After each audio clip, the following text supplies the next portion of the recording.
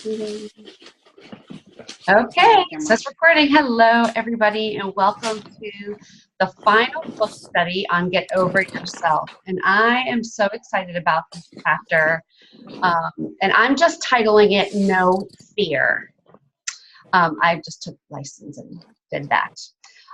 And there's so much in this chapter. I could really talk for hours about this book. I hope that you have seen what an incredible resource we have in our fingertips. We have been given strategies. We have been given information on mindset, on how to follow up, on how to make a list. You have been given incredible tools to use to build your business, okay? From start to finish, about your why. Why in the world are you even doing this? And about making a list of people. Who are you going to reach out to? I mean, each chapter had so many practical tools in it. And yet, you can have all the knowledge in the world, and unless you put them into practice, it is all for naught. Okay? And what's the number one reason we don't act? Fear. The thing that hinders us the most is fear. And we all deal with it, right? We all deal with fear. It's what holds us back. And she does this story at the very beginning of the chapter about her daughter. I think she was 5. It's 9:36. Are you? I'm sorry?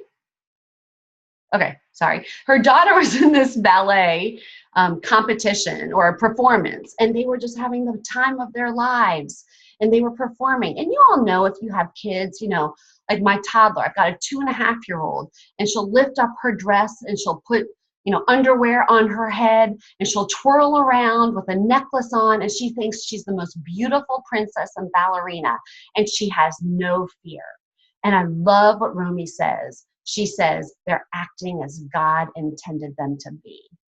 God designed us to not live in fear. I'm a Christian, and I love the Bible. And it says that God has not given us a spirit of fear, but of love, power, and sound mind. And boy, did Rami know she was preaching the word or not? She was preaching the truth. That's not the way God designed us to live. But what happens? We all deal with fear because we've all had life experiences that have disappointed us. We've had a relationship that's gone bad. We've had, you know, people hurt us, or we've gone through things that have shown us, and these voices play through our heads that we listen to that hold us back, right? And it keeps us from remembering who we really are. It keeps us from remembering what we're capable of. And it keeps us from remembering our dream and why we want to do this to begin with. I think she does an excellent job of laying that out and setting the stage. And so then she goes through and says, well, what do we fear? And it was like 2 pages of what we fear. And it's basically everything. We can fear everything, from making a list to being rejected, fear of failure, fear of success, you name it, there's a fear for it. And she makes the point, you know, my logical lawyer brain kicked in, and I wanted to fix the fear. Excuse me. I wanted to rationalize it away, explain it away. But here's the thing. Fear is not rational. Fear is emotional. And you cannot rationalize it away. And it's a reality for many people. Fear is an emotion. And I heard this once. This is not in the book. But what is fear? Fear is F-E-A-R, false evidence appearing real. It's false evidence appearing real. Because what is it? It's all about emotion and holding us back. And those little voices inside your head that are casting doubt and telling you lies. This person isn't going to want it. They're going to think badly of you. They're not going to want you. You don't want to be that person. You can't do this. You're not the leader. Well, first of all, as a Christian, that's not the voice of my Heavenly Father. Secondly, it's all trying to hold you back and constrict you and keep you in a trap. And it can be about everything, okay? So as a leader, what do you do with that? I remember Emily saying this. You cannot give somebody else motivation. You cannot give somebody else motivation to move forward. You can inspire them, but they have got to deal with fear themselves. Each and every one of us has to deal with fear by yourself, okay? And it's nothing to be ashamed of because we all deal with it. So if fear is really an emotion and it's not rational, it's not intellectual, we have to be able to move forward and do it afraid. She says, get on with it, move forward. And here's what Joyce Meyer says. I love Joyce Meyer. She says, you know what? Do it afraid. Fear is not the absence of butterflies in your stomach. Actually, in the Bible, this is so cool. There's 365 do not fears in the Bible, one for every day, right? Can you imagine the king of the universe, the creator of everything, giving us personally a do not fear every day of the year? And fear doesn't mean don't have those butterflies. It doesn't mean don't sweat or don't be nervous. That root word in the Bible of fear, it actually means don't run. Don't run away. Don't give up. Don't quit. Do it afraid. Do it afraid. Move forward. Let your why has to be bigger than those lies and those things that are trying to hold you back. Do it afraid. And that's why we consistently say, go back to your why. Why are you doing this to begin with? Okay, you know, and she brings in this quote from Nelson Mandela. He said, I learned that courage is not the absence of fear, but triumphing over it. The brave man or woman is not the one who doesn't feel afraid, but the one who conquers fear. So how do you conquer fear, ladies and plexus? You send out messages. You follow up with people. You get off your butt, you pull up your big girl panties, and you do the things, and you do them all. But, okay, think about the word encourage, right? We are a team, right? Plexus one or one plexus. We encourage each other. What does encourage means? It means to put courage in. And that's why we need each other. That's why you need your sponsor. That's why you need to be accountable. That's why you share your why. And and we as a team can put courage in you and encourage you to move forward because we've all been there, okay? We've all been there. Do it afraid. Your desire for growth to accomplish your dreams has got to be stronger than what's holding you back. Here's the deal. It's all hard. I don't remember which one of you said this. Choose your hard. It was probably Christina. Choose your hard. Listening to fear is really hard. Doing it afraid is really hard. But I want the rewards of doing it afraid. I don't want the rewards of staying in fear. What will happen if you're in the same place 5 years from now? She says, what will happen if your kids never get the rewards of you being successful? What if you never touched the people's lives that you meant to choose or that you were meant to touch? What's even more scary, because of what we're doing, we're dealing with health. What happens if the people that are supposed to be healthy and have healing, what if they never hear about plexus because you were too afraid to share with them? Do it afraid. You can do this. Again, your desire has to be stronger. Is it scary? Yes. Do it anyway. Is it a risk? Yes. Do it anyway. What's scarier? Letting your dreams die within you and not touching people, or doing it afraid? And she says at the end, and I just learned what FOMO was, fear of missing out, FOMO. Let fear of missing out drive you. I like to say it this way because I don't want fear to drive me in any way. I want my passion and purpose to drive me. And let your why drive you. Come hell or high water, I'm going to succeed and I'm going to fulfill my dream. So, how do you do that? You got to feed your faith, because whatever you think about grows. And if you continue to listen to those voices about how scary it is, the fear, the rejection, the more you meditate on that, the more that's going to grow and the more likely you are not to move forward. Instead, feed your belief. Watch training videos, watch diamond documentaries, read testimonies, get in gut health, feed your faith, and do it afraid. Don't let a false voice or a false emotion paralyze you and keep you from fulfilling the destiny that's out there for you.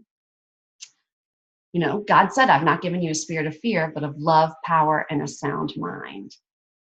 I love this chapter because, again, the whole book would be for naught if you let fear stop you. She has some final thoughts at the end, which I love. I mean, it's kind of random, like don't wear bangled jewelry when you're giving a presentation,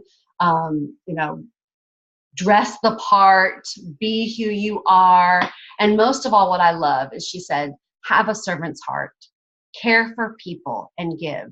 And what's a great way to have a servant's heart and care for people? Not letting fear stop you. Because in essence, what is fear? Fear is your focus on yourself and what's going to happen to you instead of focusing on the other person and how you can be a blessing to them. If we give into fear, you're ultimately giving into pride and into yourself instead of being others focused. And I don't know about you, but that's the way I want to live, being others focused. Because what we have is a gift, both on the product side and the opportunity side. We literally have the opportunity to change people's lives.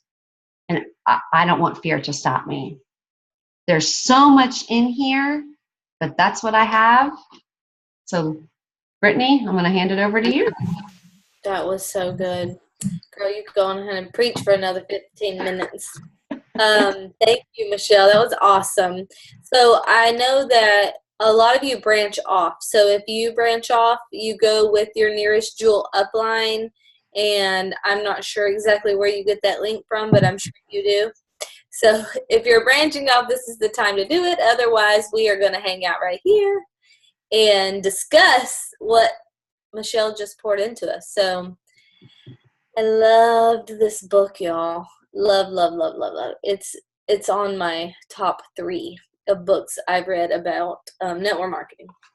So one thing that stands out to me is, or one thing that made me think of, there's a scene in The Greatest Showman where he goes and approaches, I guess, his partner.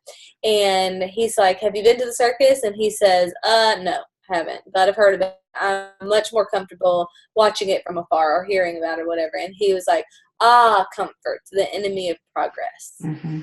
And that stood out to me because that's exactly what it is. And you're going to hear people talk about all the time in this business, you have to get out of your comfort zone because reaching out and following up is not comfortable for anybody. But everything you want in your life is on the other side of that fear. Mm-hmm. And I love what Michelle said about choose your hard, because it's hard either way. It's hard to keep living like you're living. And it's hard to get out of your comfort zone and do something scary. So I would love to hear what you guys think about this chapter. Have you guys struggled with fear before? And if so, how did you overcome it? Y'all know I have a lot to say. I'm in the dark, so my video's not on. But I think it comes down to mindset. I read the book, the Whole30 book, when I did Whole30 several months ago.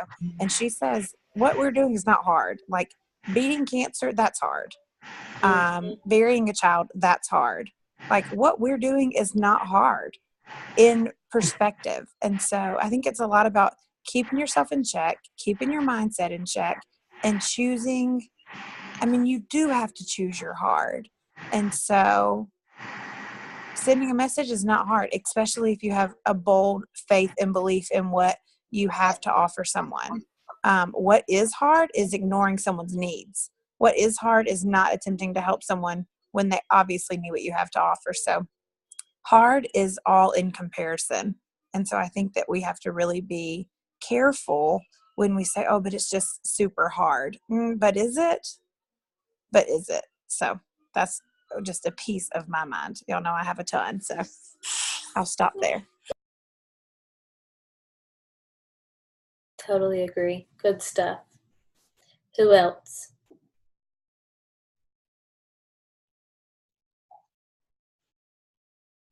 I used to be super fearful of just like what people would, like my Facebook friends would think, like, oh gosh, there she is selling something just like, everyone else or whatever. And I didn't really like the network marketers that I did know on Facebook. So I didn't want to be one of them probably because they weren't doing it right. So after I went to Leaders Retreat with Fallon, and I saw how different Plexus was, and I learned how to do it the right way, that really helped. And then obviously once I started making money. But I mean, if I was if I'd have stayed fearful, we would still be in debt, and we wouldn't be where we're at in life now or where we want to be. So I'm glad that I stepped out of my comfort zone. Mm-hmm. Amen. Actually wanted to share something because this chapter I think was the most important one for me. And I wanted to, because the entire time I was reading the chapter, I was sitting here, and actually there's this thing I have on my desk that says, that I actually bought on purpose because this is my biggest issue. It says, be scared and do it anyway. And I put it right in front of me because I've been really afraid for a long time. And this chapter made me think, why am I so afraid? And where did this fear come from? And I couldn't figure it out, I think, until now after reading this chapter. And, I used to be fearless. I used to be the type of girl that just went after things. I was never afraid of things. I moved from a foreign country to the United States, and I learned English, and I was so such a go-getter. And I don't know when it happened. I think in my late 20s, after failed relationships and rejection and just a lot of pain, I became afraid. And I went inside of this little shelf, and I get really emotional. I was actually crying when Michelle was talking because it's been really difficult for me to not be afraid. And I figured out that I'm going to be afraid. So I just have to go for it. And it's great to have women like you who inspired me. So the book has been great. I seriously love this chapter, and I want to leave you guys with my favorite quote of the entire chapter, which is, there is no greater agony than bearing an untold story inside of you. What scared me more than anything is not living the life that I was meant to live, not touching the lives I was meant to touch, not teaching our kids to go after their dreams and to live their truth. It's amazing. Thank you, guys.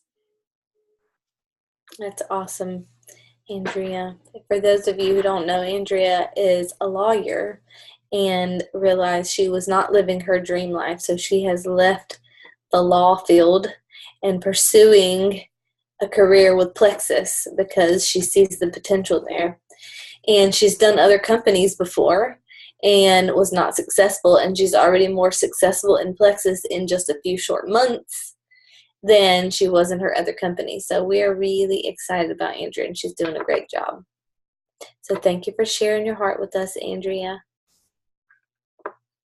Who else wants to share about fear?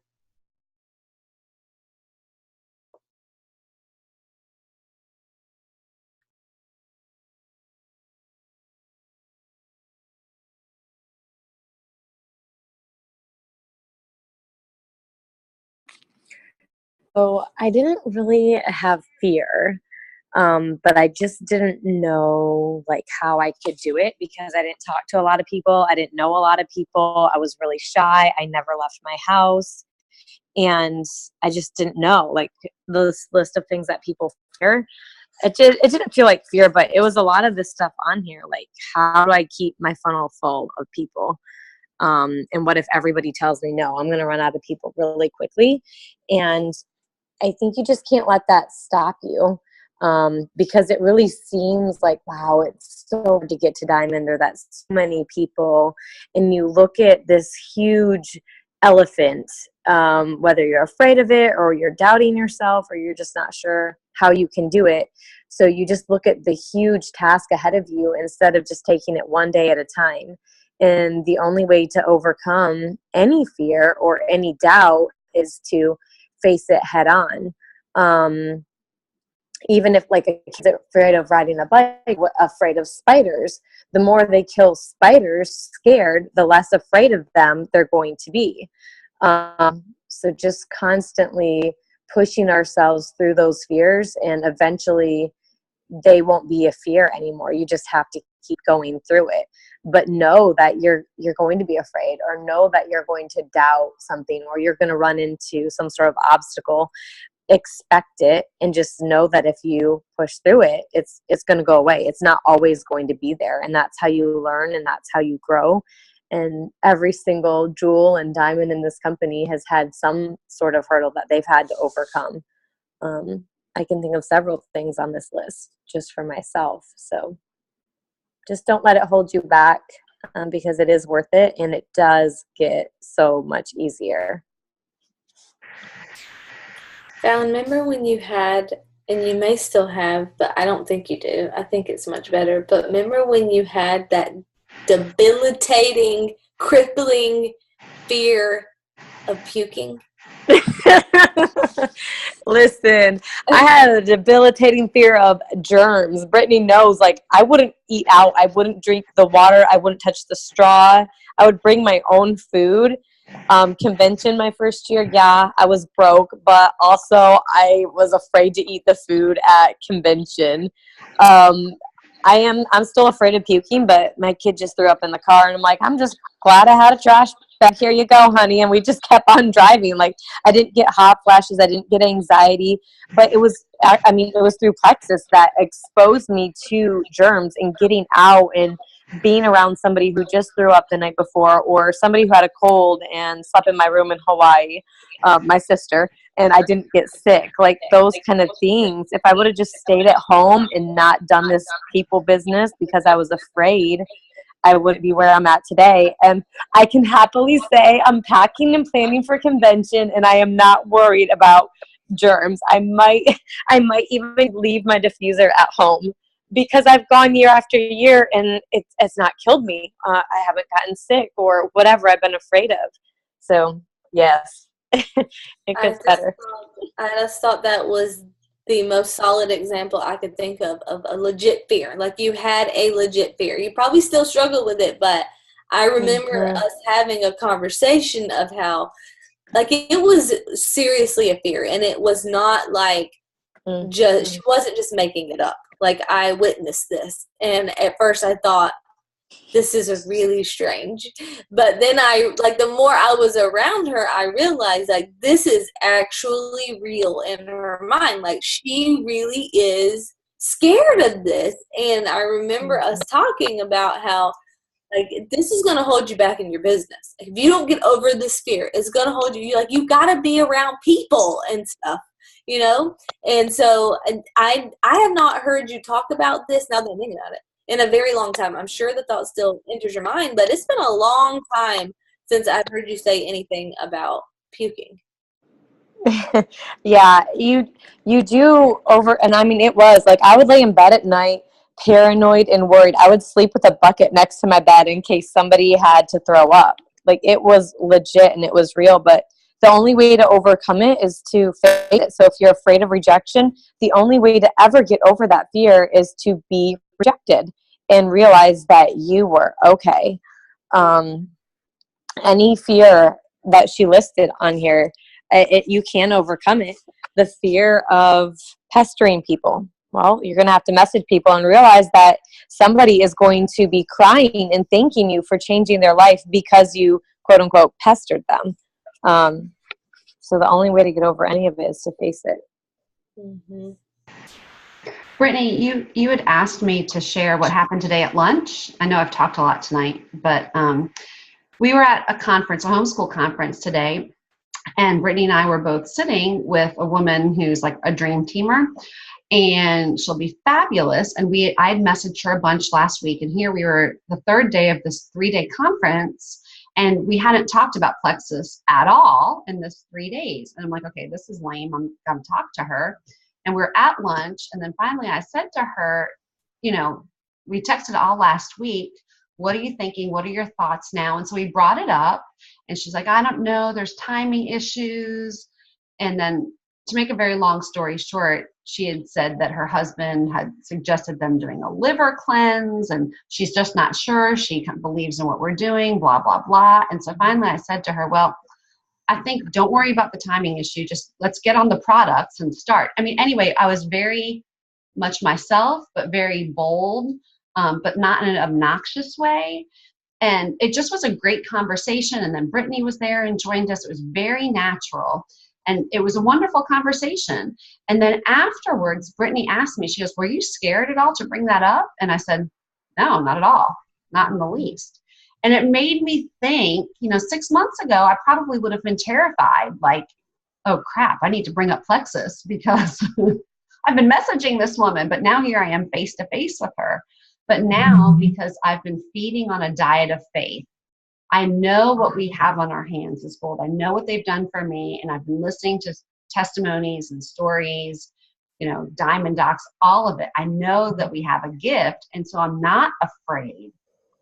Just like Fallon says, it does go away and it does diminish and you're able to move forward unafraid. I had no fear whatsoever in a potentially fearful situation.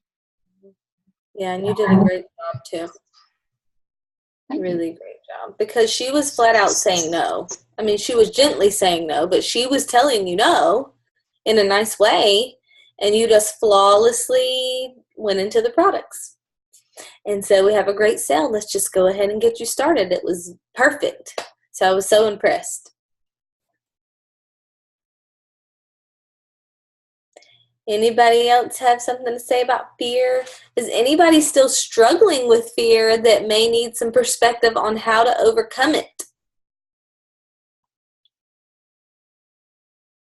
I will tell y'all about my fear. Okay, very legit, very real. Speaking in front of people or on the camera in front of people, live or not, does not matter. When I was in college, I was given a presentation and I was terrified, and I literally passed out in front of my entire class while I was speaking because I was so mortified of just talking in front of people. And that has carried through a lot of years. But I knew that it was holding me back. Like, I have no focus in my life aside from raising my children and all that. My focus is to be a diamond and be on the stage at convention. Like, that is my end goal here. And I knew that I could not do that if I was so crippled by this fear. Like, that was not going to be possible because I'm not passing out in front of 12,000 people, okay? Like, 30 was bad enough, but 12,000 is not, not really what I want to do. So I had to get over it, and it was something I just knew I had to do. So I started small. We did some little live sip and sees, around town, which were terrifying, but I didn't die. And then, that was kind of one thing. But then with all of these team calls and things, it's really scary because, our leaders are on here and we look up to y'all and, you're where we want to be, all that kind of stuff. So it's very terrifying, especially when you're new. And so what I did was when we would have these book studies, my heart would be beating out of my chest like I'm sweating. I have put on more deodorant.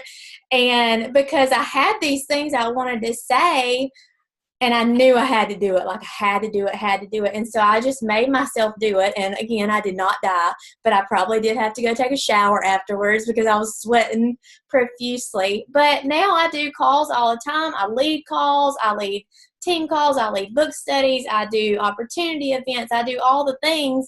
And I still, of course, get nervous, but now it's more like an adrenaline rush than an I'm going to die feeling. So you can do it. Sometimes you have to push yourself really, really hard and feel like you may go puke, and that's okay. Just do it anyways. You're not going to die, and you will be better for it, and you will be able to stand on the stage at convention one day and not pass out in front of 12,000 people. Yes, and everybody loves hearing from you, Emily. So we are glad you overcame that fear. I still have that same fear. I get extremely, extremely nervous every single time I have to sing or speak on a team call or make a video. It's really scary to me. Mm-hmm. Very. And I did it today too when we were at our homeschool practicum. I almost talked myself out of getting up there and saying something, even though I kind of felt a little nudge to get up there and say something. And I did it anyway. And then I made some new friends because of it, because I faced my fear. And also Michelle was sitting there encouraging me, yes, if you feel a nudge, you probably should go up there and say something. And then I had some people approach me afterward and thank me for getting up there and talking. So I was really glad that I just didn't listen to my fear and that I just did it scared. Right. And it is a process. Like, it is a legit process, because with Plexus, I'm completely comfortable now. Like, I still get nervous, but I can do it and I'm fine. In other areas of my life, like if I was to get up at church or something, I would probably die. So I have not overcome it, but we're getting there. So it is a process, but just, you got to step out and you've got to, you've got to take those steps and just, do it scared anyways. Mm-hmm. I just wanted to share something. Oh, go ahead. Something I stumbled across yesterday, and most of you have been around a while may have seen it, but I had not seen it. That was Emily Roberts' Plexus Shield of Confidence. I just thought that was really neat. She has a neat graphic in that video and just really gives you some real quick pointers to be prepared to respond to objections and talk to people. And I was going to post it in the team page, but I searched and found it was already posted in the team page. So if you haven't seen that, I recommend looking for the Plexus Shield of Confidence, Emily Roberts, and watching that YouTube video. I thought that was really great. Thank you for sharing that. I've seen that a long time ago, but I don't remember what all was on it.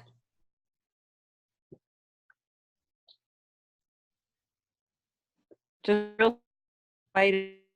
This is really good. I can't hear. Can you guys hear her? Okay. All right. Anybody else have any last thoughts about fear? I had something else about this last chapter where she says the last thoughts.